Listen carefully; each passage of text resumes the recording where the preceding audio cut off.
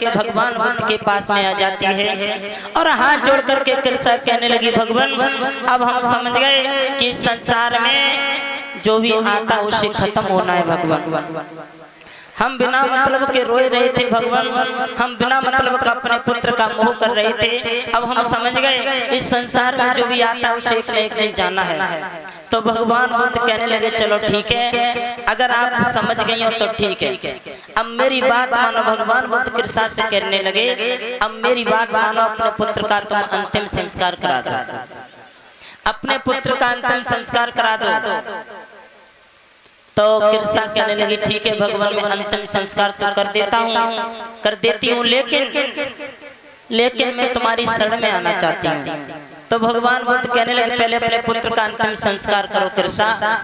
तो भगवान बुद्ध के कहने पर कृष्णा ने अपने पुत्र का अंतिम संस्कार किया और लौट करके भगवान बुद्ध के पास में आई और हाथ जोड़ करके कहने लगी, कृष्णा भगवान अब हम आपकी शरण में आना चाहते हैं। अब हम समझ गए इस संसार में मोह किसी का नहीं रहता है। ये बात सही है मेरी माता बहन भाई बहनों, ध्यान से सुने।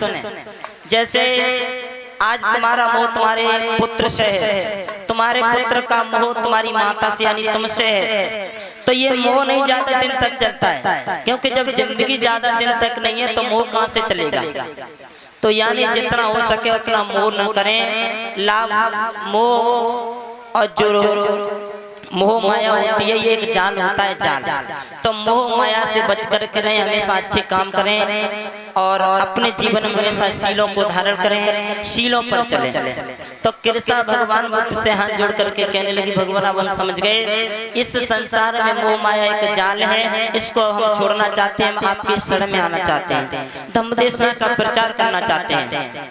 तो उसी समय भगवान बुद्ध कहने लगे, ठीक अगर आपकी ऐसी बात है तो भगवान बुद्ध ने विश्व संघ की नायिका माँ गौतमी को बुलाया और गौतमी को बुलाने के बाद कृष्णा को धम्म प्रवचन में सम्मिलित किया, धम्म देशना का प्रचार करने के लिए आदेश दिया और विचुड़ी संघ में सम्मिलित किया।